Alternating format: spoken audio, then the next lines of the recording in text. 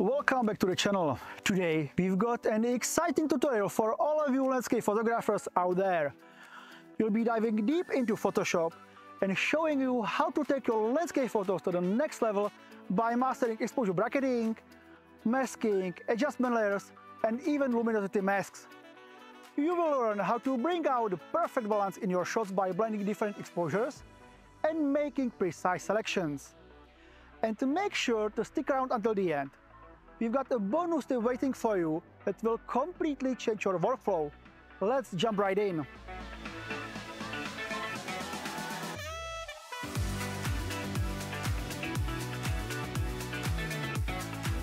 And here we are with Photoshop, my friends. Let's dive in. What we are looking at is an export from PTGui. It's a 3 steps exposure bracketing with an exposure fused panorama aligned using the PTGui algorithm. At this stage, it doesn't matter whether we are editing a single shot with exposure bracketing, a panorama, or a panorama with exposure bracketing. Adjusting bracketed photos has one extra step compared to those without bracketing. After that, the editing process is the same for all photos. But in this extra step, you'll also learn general rules and techniques for editing photos, so don't skip ahead, alright? First, let's look at the photo itself. It was taken during our annual autumn photo expedition to the Lofoten Islands. Beautiful autumn colors in the landscape, stunning sky as well as the sea. But right now, the photo looks a bit flat. On the left above the horizon, just here, there is a tonal jump and the sky looks quite grey. So we need to bring back the beauty we saw while shooting on location. On the right, we see 4 different images: the brightest, the middle exposure, the darkest, and one blended according to PTGui's algorithm. These are called layers. Next to layers, you'll find something called a layer mask. In Photoshop, a layer mask lets us control which parts of a layer are visible without changing the original image. By using black, white or gray, we can hide, reveal or partially show areas of the layer. The best thing about layer mask, they are non-destructive, meaning we can adjust or remove them anytime without losing original data. Most of the editing in Photoshop is done through these masks, not directly on the images. Now let's talk about 2 important Photoshop rules. Once you understand these, working with the program will be much easier. So, rule number 1. What is white is visible, what is black is hidden. Let me explain. Look at the masks. Only the bottom one is white, while the rest are black. According to the rule, we can see what is white.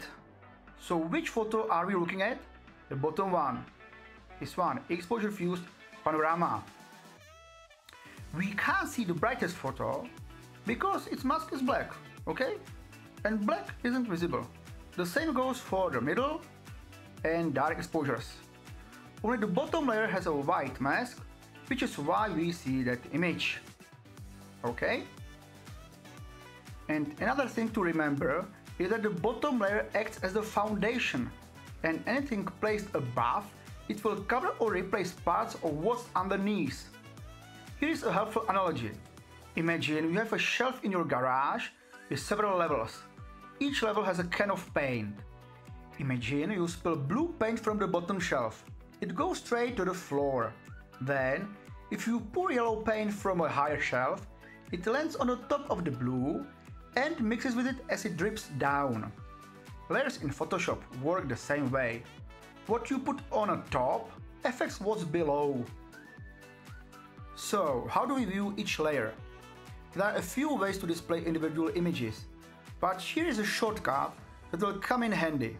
On a Mac, press Command-I, or on Windows, Control-I. But we have to be in a mask. Okay, Command-I. You see? It inverts the mask. By clicking on the mask and pressing Command-I, the mask turns white, and now we can see the brightest image because it's on top, above the photo we were just viewing. Now we can repeat the process to invert the mask back and reveal the bottom layer again. So Command I, here, Command I, we see the middle exposure, and now we see the darkest one.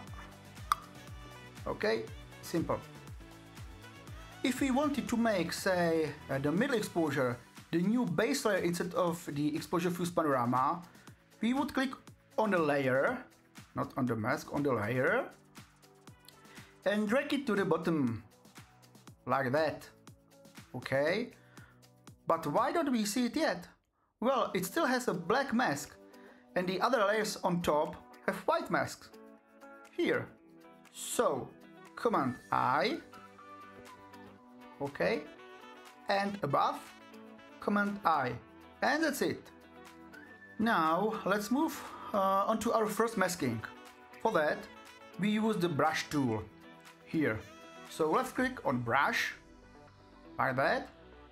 If we right click, here, we'll open another menu, but for now, we're focusing on the standard brush, the first one. Okay, for brush work, we'll want to adjust the opacity, which you'll find here.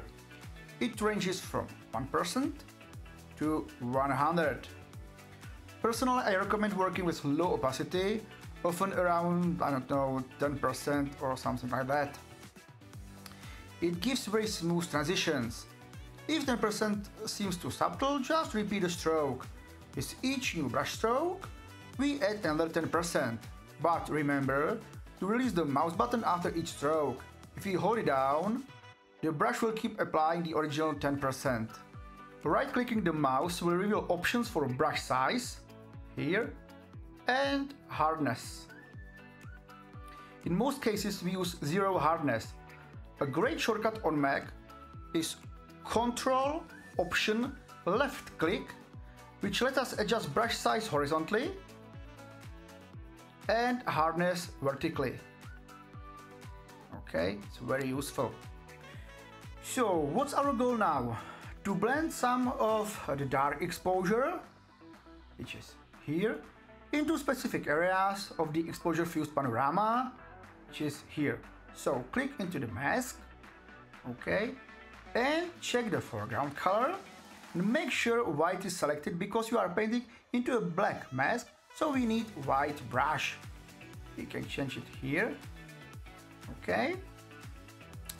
Adjust opacity to around, I don't know, 10, 12, 14, 15%, but it's not important right now. And let's start masking.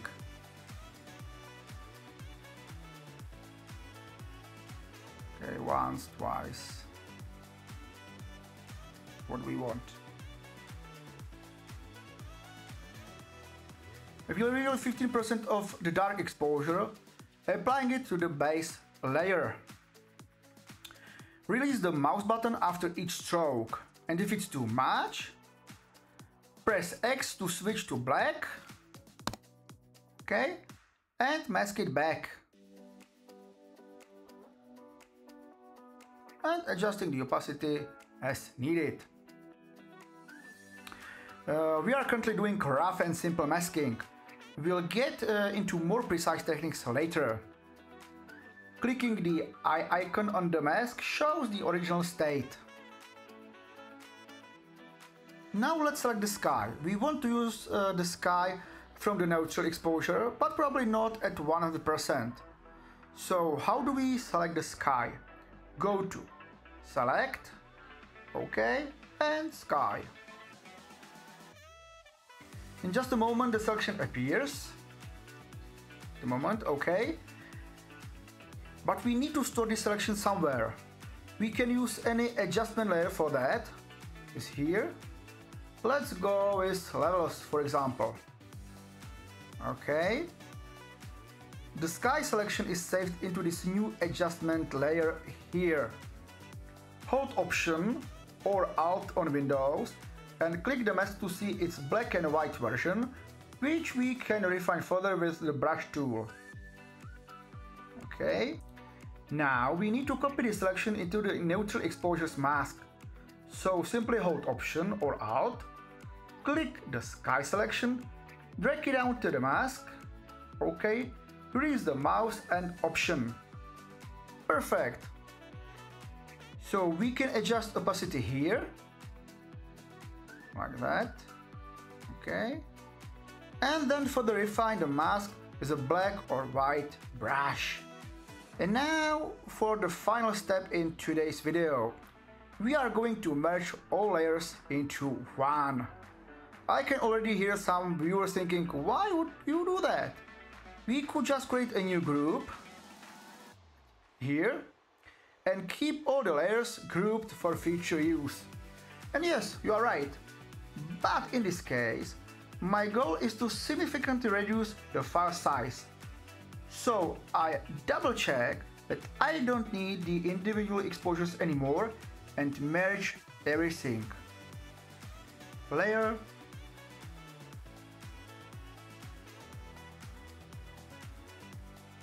And it's done. Okay. And now for the bonus tip that will simplify your workflow.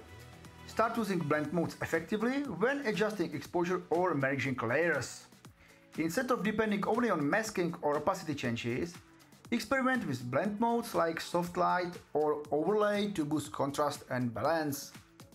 Let me demonstrate it. Command Z, we are back. And here we are. Overlay, soft light, with light. Multiply, darken, whatever we want. This method allows for smoother transitions and spares us the hassle of complex masking. Once we master blend modes, we'll see a noticeable improvement in how easily we can fine-tune our images. And we have reached the end. I hope you found these Photoshop techniques helpful. In the next episode, we'll dive deeper into working with adjustment layers, luminosity masks, and even explore how to remove haze from our photos to get that crisp, clean look. There's so much more to come, so make sure to hit the subscribe button and give this video a thumbs up. So see you next time and happy editing!